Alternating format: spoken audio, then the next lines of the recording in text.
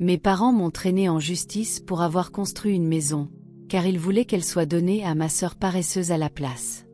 Imaginez le choc et la trahison que j'ai ressenti. Restez avec moi, s'il vous plaît, pendant que je vous raconte mon histoire, et n'oubliez pas de soutenir notre chaîne en vous abonnant, en aimant et en partageant avec vos proches. Maintenant, passons à mon histoire. La lumière matinale filtrait à travers les stores de ma cuisine, dessinant des rayures chaudes sur les cartons de déménagement encore emballés, posés comme des témoins silencieux sur mon plancher en bois. Je tenais une tasse de café fumante dans une main et commençais à trier mon courrier du matin, essayant de garder les choses sous contrôle dans le chaos de la transition. Puis je l'ai vu, une grande enveloppe certifiée, audacieuse et officielle, estampillée de marques juridiques qui m'ont serré la poitrine.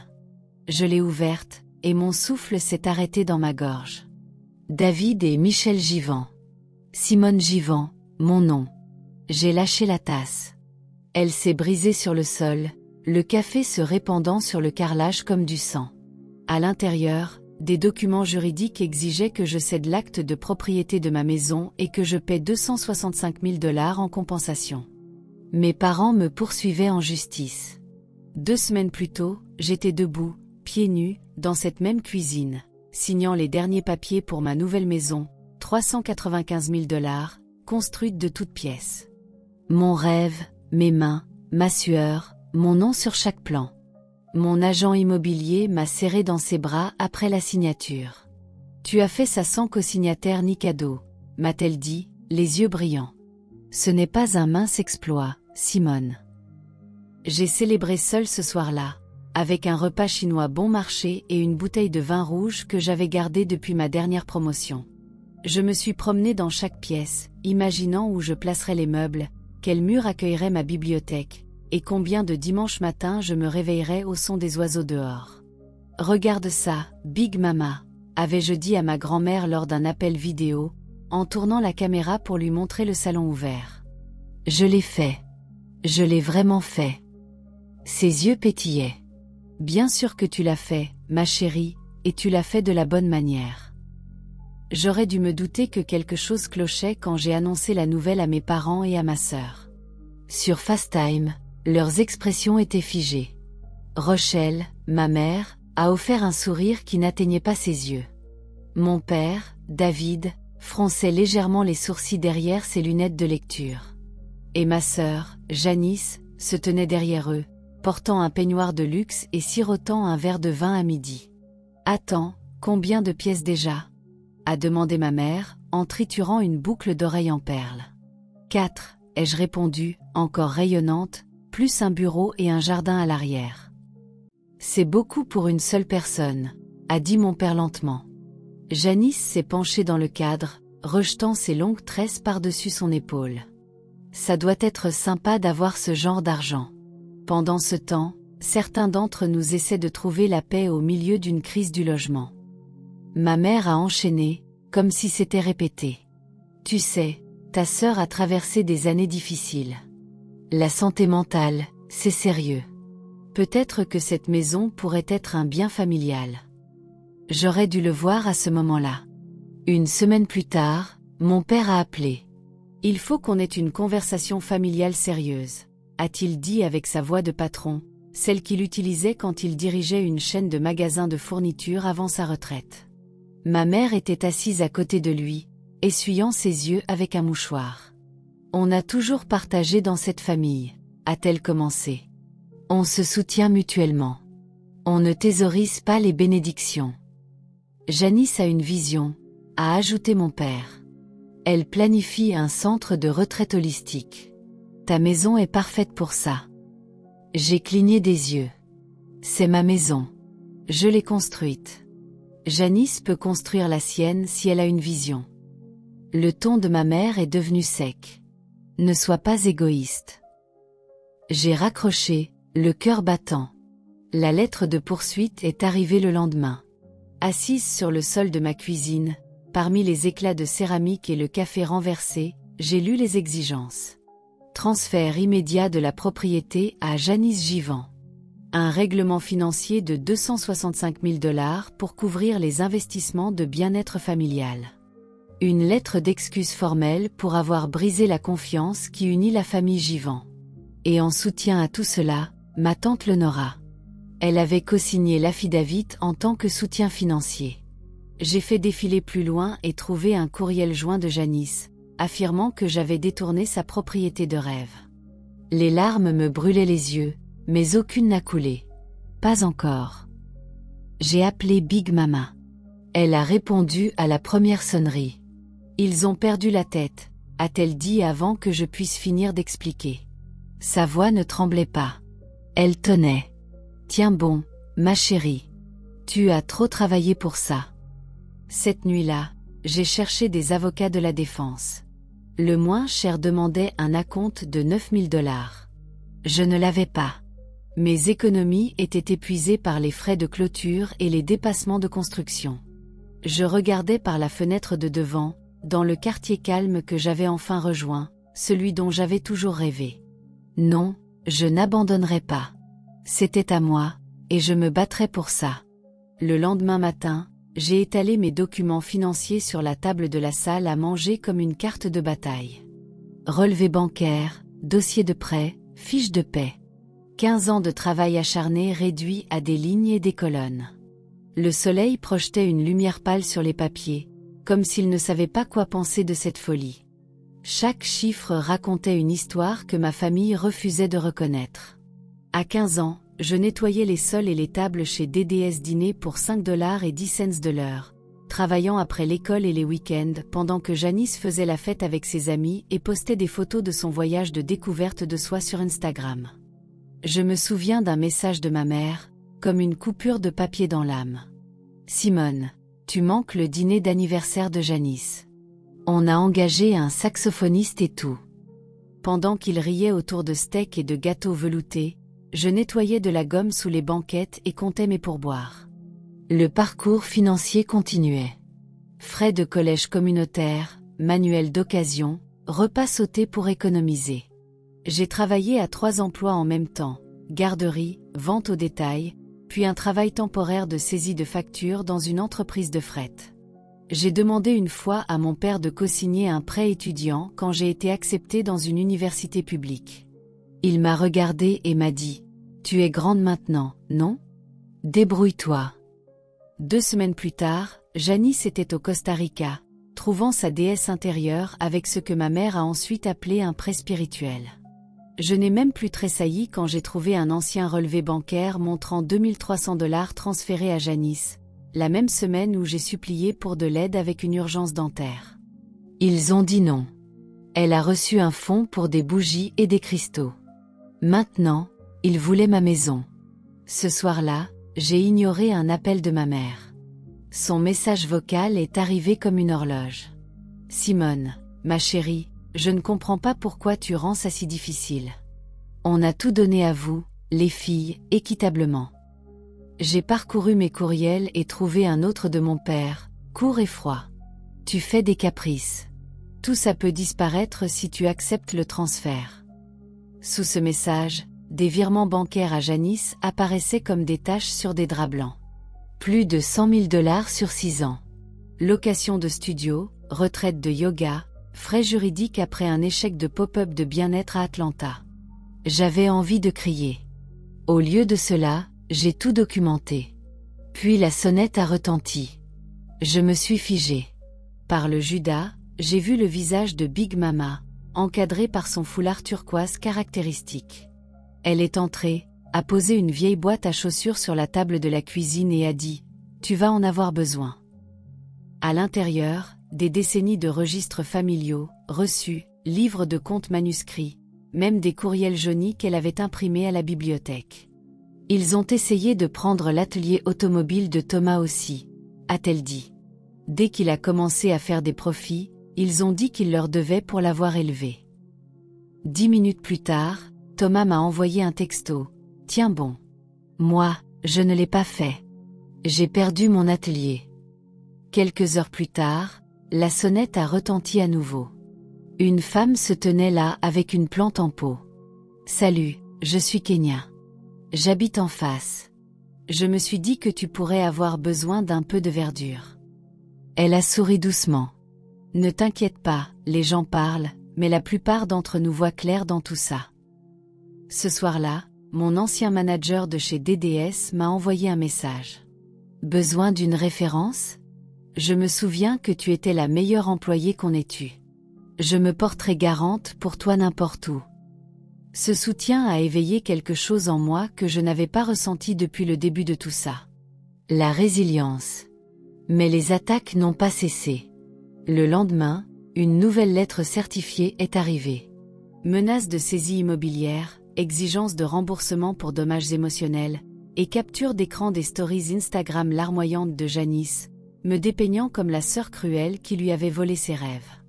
Ma tante Lenora a même posté sur Facebook à propos des jeunes ingrats qui oublient d'où ils viennent. Sa Cadillac argentée est passée devant ma maison 3 fois ce jour-là. Elle brandissait son téléphone, prenant des photos comme si elle surveillait les lieux. Cet après-midi-là, j'ai reçu un appel de mon patron. Une plainte anonyme concernant ta vie personnelle qui affecterait ta concentration. J'ai déposé une motion pour rejeter la poursuite moi-même ce jour-là, me plongeant dans des blogs juridiques, des forums communautaires et tout ce que la boîte de Big Mama pouvait fournir. Quand j'ai soumis le dossier au tribunal la semaine suivante, l'employé a feuilleté les pages et haussé les sourcils. C'est complet. Vous êtes sûr que vous n'êtes pas parajuriste? Sûr, ai-je dit, mais je sais me battre pour ce qui est à moi. La date de l'audience a été fixée pour le mois suivant. J'ai demandé 2 semaines de congé sans solde au travail pour me préparer. Mon patron a hésité mais a approuvé. Ce soir-là, je me suis assise sur la balançoire de mon Porsche, le cœur battant sous le doux bourdonnement du lampadaire. J'ai regardé ma rue, celle que j'avais parcourue enfant, rêvant d'avoir un jour mon propre Porsche. Je me souvenais de ma mère disant « Les filles comme toi doivent se fixer des objectifs réalistes. » Je l'avais fait. Et puis je les avais dépassés. Maintenant, ils essayaient de tout m'arracher. J'ai regardé les étoiles, une pensée pulsant dans mon esprit. Qu'ils viennent. Je suis prête. Une semaine avant la date du tribunal, le bulletin de l'église a atterri dans ma boîte aux lettres. À l'intérieur, glissé entre les appels aux bénévoles et les recettes de plats en cocotte, il y avait une note de fête Temple Baptiste, l'église de mes parents depuis 30 ans. Nous demandons des prières pour David et Rochelle Givant, qui souffrent à cause d'une fille rebelle égarée par le matérialisme. Je n'ai pas pleuré. J'ai ajouté cela au dossier croissant d'influence communautaire et de diffamation. Qu'il continue d'écrire. Je documentais tout. Mon téléphone a vibré avec une autre notification. Une story Instagram de Janice. Elle tenait une photo de nous enfants, assises sur le porche de grand-mère, les jambes se balançant dans la chaleur de l'été. La famille, c'est ne jamais abandonner l'un l'autre, même quand certains l'oublient. Hashtag la famille d'abord. Cœur brisé, trahi. J'ai ri amèrement. Cette photo datait de la même semaine où elle avait dit à ses amis que je n'étais pas vraiment de la famille, juste une colocataire avec de mauvais cheveux. J'ai ouvert ma feuille de calcul budgétaire, que je tenais depuis mon premier emploi à frotter des assiettes chez Benny's Barbecue à 15 ans. 6,25 $ de l'heure, moins les 14 $ du pass de bus hebdomadaire, juste assez pour du ramen et des chaussures d'occasion. Cette même année, Janice avait eu une fête d'anniversaire à 2000 $ avec une maison gonflable, un DJ et un gâteau personnalisé. Je lavais des assiettes pendant qu'elle soufflait ses bougies. Chaque ligne de ma feuille de calcul était un souvenir. Un futon à 400 $, économisé pendant 6 mois. 75 $ pour des manuels d'occasion. 150 $ pour un cours du soir en budgétisation d'entreprise. 40 $ dans une enveloppe donnée à Big Mama quand elle ne pouvait pas payer son renouvellement de médicaments. Pendant ce temps, la timeline de Janice montrait des photos de Paris, Bali et Tulum, toutes légendées, guérir l'âme, un tampon de passeport à la fois. Ma mère m'a demandé un jour pourquoi je manquais d'envie de voyager. J'ai failli répondre, parce que le loyer est dû le premier. Puis il y a eu un coup à la porte. Madame Clara, la voisine, tenait un sac déjeuner en papier. De la soupe et du thé sucré, a-t-elle dit. Tu vas avoir besoin de force. Gary prend le quart de l'après-midi. On ne laisse personne s'approcher de ton bien. J'ai souri, une chaleur envahissant ma poitrine.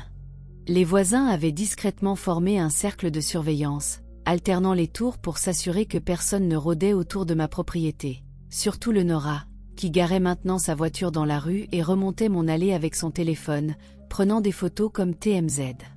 Cet après-midi-là, le journal local a lâché une bombe, une interview en première page avec Janice, artiste visionnaire privée de son héritage par une sœur rancunière.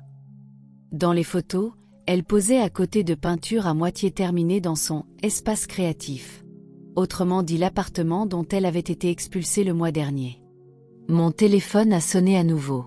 « Thomas, tu es prête à passer au nucléaire ?» a-t-il demandé. J'ai les registres financiers qu'il disait être des investissements dans mon atelier. Les mêmes chiffres correspondent exactement à l'ancienne dette de saisie de l'Enora. Boum. Plus tard ce jour-là, au Hull Harvest Market, j'ai repéré Janice près du bac à avocats bio. Trop tard pour reculer, elle m'a vu. Elle s'est approchée, lunettes de designer relevées sur la tête, voix assez forte pour attirer l'attention. Eh bien, si ce n'est pas le serpent de la famille. Je suis restée calme, triant les légumes. Salut, Janice.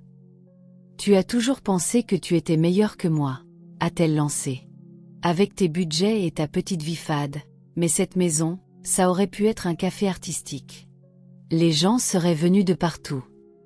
Je l'ai regardé dans les yeux. Et qui aurait payé l'hypothèque, les services publics, l'assurance? Elle a haussé les épaules. Toi, évidemment, tu es doué pour les trucs ennuyeux comme ça. Un manager s'est approché, les sourcils froncés. Madame, tout va bien. Janice a haussé la voix. C'est ma sœur, et elle tourne le dos à la famille. J'ai laissé mon panier et suis sorti calmement. Le manager m'a fait un signe de tête, l'air de dire « Ne t'inquiète pas, on a vu assez ». De retour chez moi, j'ai replongé dans la boîte de Big Mama et trouvé ce dont je ne savais pas avoir besoin. Des impressions de courriel, des notes manuscrites, des photos. Un message de tante Lenora à mes parents disait « Il est temps d'humilier Simone avant qu'elle ne devienne trop indépendante. Nous l'avons élevée. Nous avons le droit de réclamer notre investissement. » Ce soir-là, grand-père est passé. Dans sa main, un album photo rempli de clichés de tous les emplois que j'avais occupés. Moi en tablier, uniforme, casquette en papier, tenant des plaques d'employés du mois, des certificats d'honneur, des rubans de présence parfaite. Ta grand-mère a tout gardé, a-t-il dit en tournant les pages. Elle croyait au mérite, pas à la mendicité. Les larmes ont coulé sur mes joues. Elle a payé ton premier manuel. Tu sais, celui que tu pensais être juste apparu sur l'étagère du collège.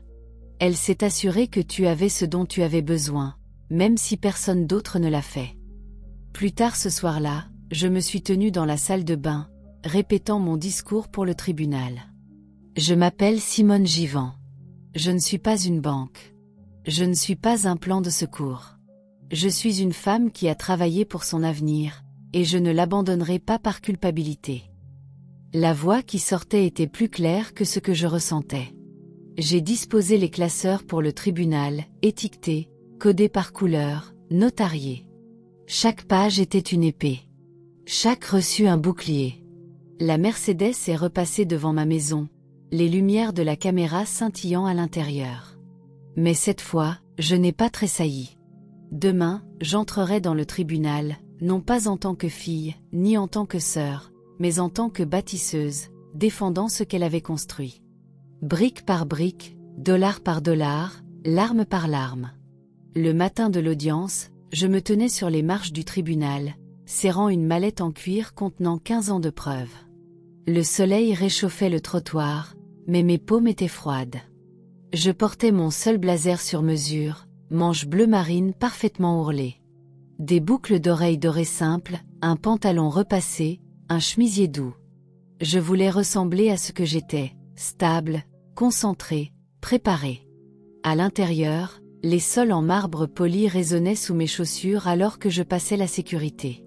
Les gardes ont hoché la tête, à peine levé les yeux. Puis je les ai vus. Ma famille se tenait près de l'entrée de la salle d'audience, comme s'ils posaient pour une photo d'annuaire d'église, blazer beige assorti, t-shirt en dessous proclamant « La famille avant la fortune ». Janice avait bouclé ses cheveux en vagues douces et serrait un petit carnet de croquis comme si c'était une preuve. Le mascara de ma mère coulait juste assez pour sembler poétique. Mon père portait son ancienne bague de fraternité et un air renfrogné. Leonora m'a toisé lentement, avec un sourire narquois. « Tu es sûre de vouloir faire ça, Simone ?» a-t-elle dit, son rouge à lèvres trop rouge pour le deuil. Dernière chance d'agir comme une fille plutôt qu'une traîtresse. Je suis passée devant eux en silence. Chaque pas mesuré, chaque bruit de pas résonnant plus fort que leur simagrée. La salle d'audience était plus petite que prévu. Bancs en bois, moquette sobre, une légère odeur de nettoyant au citron dans l'air. J'ai posé mes documents sur la table de la défense et les ai organisés par couleur d'onglet. Bleu pour les finances, vert pour les communications, jaune pour l'histoire familiale. Je ne défendais pas seulement une maison. Je mettais à nu des décennies de déséquilibre. « Levez-vous » a dit l'huissier. La juge Monique Holloway est entrée, noire, la cinquantaine, les yeux assez perçants pour couper du verre. Elle a jeté un coup d'œil aux deux côtés, s'est attardée sur les t-shirts assortis et a soupiré doucement. Nous sommes ici aujourd'hui pour Givens contre Givens concernant un litige immobilier et des dommages. L'avocat de mon père s'est levé, poli, trop confiant. Votre honneur, cette affaire concerne les attentes familiales traditionnelles. Les parents Givens, qui ont investi environ 265 000 $ dans l'éducation de leur fille, demandent une juste reconnaissance de ce sacrifice. Je suis resté calme. Objection, votre honneur. Les frais d'éducation d'un enfant n'établissent pas une dette légale. Il n'y a pas de contrat contraignant, seulement une coercition émotionnelle. Objection retenue, a dit la juge platement. Restez dans les faits, maître. Ma mère a témoigné en premier, reniflant dans un mouchoir en dentelle. Nous avons tout donné à Simone. Cours de piano privé, ballet, camp d'été, et maintenant elle ne veut pas rendre. Madame, a dit la juge, Simone a-t-elle demandé ces choses, ou les avez-vous fournies librement? C'était pour son développement, s'est exclamée ma mère. Pour la rendre marquetable. J'ai noté ce mot. Marquetable. C'était tout ce que j'avais toujours été pour eux. Un investissement dont ils attendaient un retour. Ensuite, mon père. Sa voix portait l'autorité de la salle de réunion que je redoutais enfant. Dans notre communauté, il est entendu que les enfants contribuent à la famille une fois qu'ils ont réussi. C'est culturel. Et quand cet accord a-t-il été conclu? A demandé la juge. Il a cligné des yeux. C'est implicite. Pas en droit, ça ne l'est pas. Puis vint Janice. Elle a pris la parole dans une blouse pastel fluide et une écharpe vaporeuse, les yeux brillants à la demande. La maison. C'est mon rêve. Ce serait parfait pour un café de retraite thérapeutique où les gens pourraient se sentir en sécurité et inspirés. La juge Holloway a haussé un sourcil. Et qui paierait l'hypothèque? Eh bien, Simone pourrait s'en charger, a dit Janice avec légèreté. Elle est douée avec l'argent. Moi, je suis douée avec l'énergie. La juge a cligné des yeux lentement. Quel est votre emploi actuel? Je suis entre deux manifestations, a murmuré Janice. J'ai besoin d'espace pour créer. Puis ce fut mon tour. Je me suis levée avec mes notes, mais je les ai à peine regardées. Ma voix venait d'un endroit plus profond. J'ai commencé à travailler à 15 ans, votre honneur. J'ai payé mes propres manuels, mon loyer, mes cours universitaires. Je n'ai pas reçu de soutien. En fait, on me l'a refusé à plusieurs reprises. J'ai présenté des classeurs de preuves, des fiches de paie de 5 emplois différents, des contrats de location, des documents de prêt, des captures d'écran de demande d'aide ignorées, des relevés bancaires montrant mes parents transférer de l'argent à Janice pendant mes urgences. La juge Holloway a feuilleté les pages avec un intérêt croissant. Veuillez vous référer à l'exhibit D, ai-je dit. Un courriel de ma tante indiquant le véritable motif de cette poursuite. m'humilier avant que je ne devienne trop indépendante. Tante Lenora a bondi sur ses pieds. C'est sorti du contexte. Asseyez-vous, madame, a dit la juge fermement. J'ai continué, montrant la preuve de mon acompte économisé au cours des 15 dernières années. Chaque dollar gagné, chaque reçu suivi, chaque frontière que j'ai dû construire seule. La juge a fermé le dossier lentement et a regardé mes parents. Poursuivriez-vous ces revendications si vos 2 filles étaient financièrement instables? Silence. Je vois, a dit la juge Holloway, se penchant en arrière. Ces mots suivants ont frappé comme un marteau sur la poitrine. Cette affaire est sans fondement et vindicative. Pas de contrat, pas de preuve de propriété partagée. Affaire classée avec préjudice. Des halètements ont retenti derrière moi. Tante Lenora a crié, elle déchire cette famille. Non, a dit la juge sèchement. Vous l'avez fait au moment où vous avez transformé l'éducation en transaction. Janice s'est effondrée dramatiquement sur le banc, murmurant quelque chose à propos d'être spirituellement violée. En sortant de la salle d'audience, ma mère a sifflé derrière moi. Tu regretteras d'avoir choisi l'argent plutôt que ta famille. Je me suis tournée, calme, certaine. Je n'ai pas choisi l'argent. J'ai choisi la paix. Et je me suis choisie. Dehors, grand-père m'attendait dans son vieux pick-up. Je suis montée, et pour la première fois en moi, mes poumons se sont remplis complètement. Ça va? A-t-il demandé sans me regarder. Je crois que je vais enfin bien.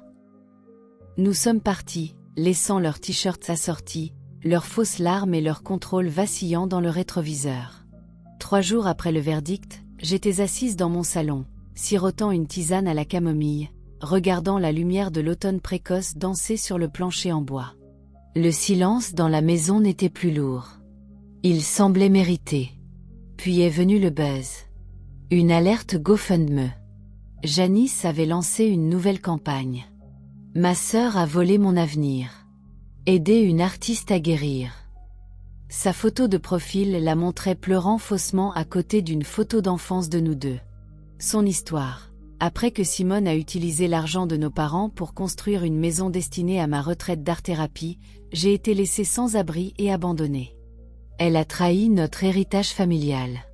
Aidez-moi à collecter 200 000 $ pour ouvrir le centre dont je rêve depuis des années. J'ai pris une capture d'écran et l'ai envoyée à mon avocat. Signalez-la.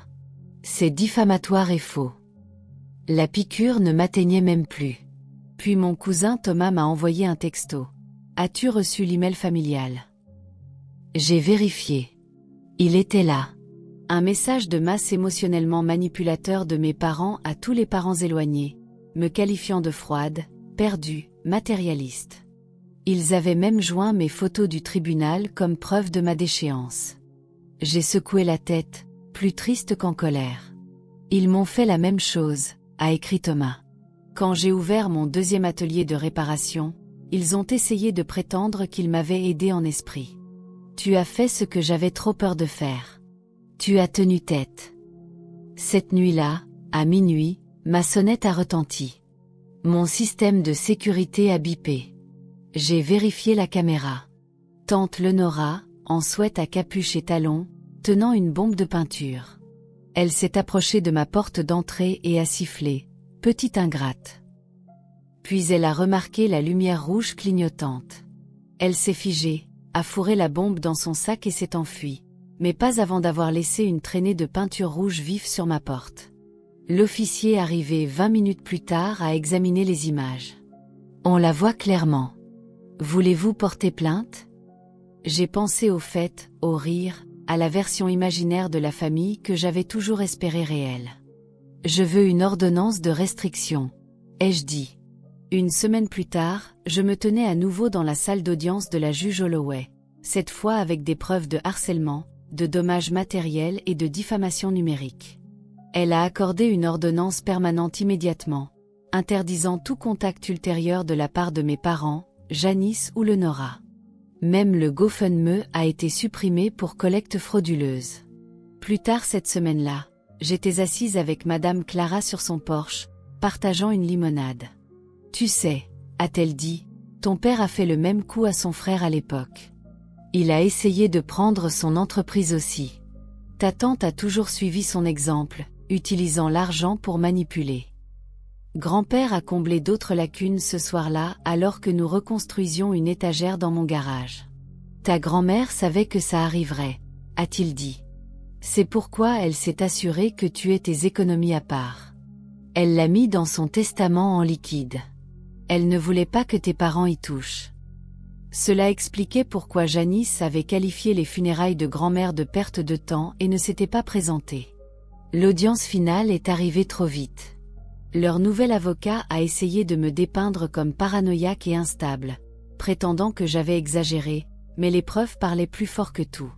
Les images de sécurité, les captures d'écran des mensonges de GoFundMe, les courriels de masse, les violations de l'ordonnance du tribunal. La juge Holloway a frappé son marteau. Ordonnance de restriction permanente confirmée. Tout contact des défendeurs, physique ou numérique, entraînera une arrestation. Ce soir-là, je me suis assise sur la balançoire du Porsche que grand-père et moi avions construite. Le soleil se couchait derrière le jardin où les roses de grand-mère fleurissaient, leurs racines transplantées de son arrière-cour. J'ai respiré profondément. L'air était plus pur. Ou peut-être était-ce moi. À l'intérieur, Thomas, Rachel et leurs enfants préparaient notre premier potluck du dimanche soir, notre nouvelle tradition familiale. Ma collègue Sarah a apporté des biscuits. Le fils des voisins est passé pour promener Maple, mon chien de sauvetage, qui connaissait maintenant chaque âme de notre rue par son nom. Nous avons construit quelque chose ici. Pas seulement une maison, un foyer. Plus tard ce soir-là, grand-père s'est adossé à sa chaise et a regardé autour de la table. « Ah Simone, a-t-il dit, levant son verre, pour avoir construit cet endroit avec du bois, de la volonté et de la sagesse. » J'ai souri, entouré d'un amour véritable, pas de performance, pas de culpabilité, pas de demande déguisée en affection. C'était la famille que j'avais choisie, celle qui m'avait choisi en retour. Quand tout le monde est parti et que la vaisselle était faite, je suis entré dans le garage, j'ai passé mes doigts sur l'établi à outils de grand-père et j'ai ouvert mon journal. J'ai protégé ce que j'ai construit, j'ai pleuré ce qui n'a jamais été, et dans cet espace, j'ai fait pousser quelque chose de réel. Plus tard cette nuit-là, une jeune stagiaire que je mentorais m'a envoyé un message. Je quitte un foyer toxique. Je ne pensais pas pouvoir le faire, mais je me suis souvenu de ton histoire. Parfois, nos batailles les plus dures deviennent la carte de quelqu'un d'autre. Le carillon de sécurité a bipé. Tout était clair. Maple a soupiré à mes pieds. Les étoiles scintillaient au-dessus. Et je savais, sans aucun doute, que j'étais enfin rentré chez moi. Ils ont appelé ça une trahison. Moi, j'ai appelé ça de la protection. Parce que je n'ai pas seulement construit une maison. J'ai construit la paix, des frontières et une vie que personne n'avait le droit de réclamer, sauf moi. Salut, les amis. Si cette histoire a remué quelque chose de profond en vous, si vous avez déjà été culpabilisé pour votre succès, poussé à vous diminuer pour que d'autres brillent, ou forcé de choisir entre la paix et la performance, vous n'êtes pas seul. Abonnez-vous à notre chaîne pour plus d'histoires qui disent la vérité que la plupart des gens ont trop peur de dire à voix haute. Aimez cette vidéo si vous pensez que le travail acharné ne devrait jamais venir avec des conditions. Commentez ci-dessous. Avez-vous déjà dû protéger ce que vous avez construit des personnes qui vous ont élevé? Et dites-nous, d'où regardez-vous? Votre voix compte ici. Ce n'est pas seulement une chaîne. C'est un espace où le silence s'arrête, où le courage parle et où l'héritage commence. À vos conditions. On se retrouve dans la prochaine. D'ici là, tenez-vous droit et protégez ce qui est à vous.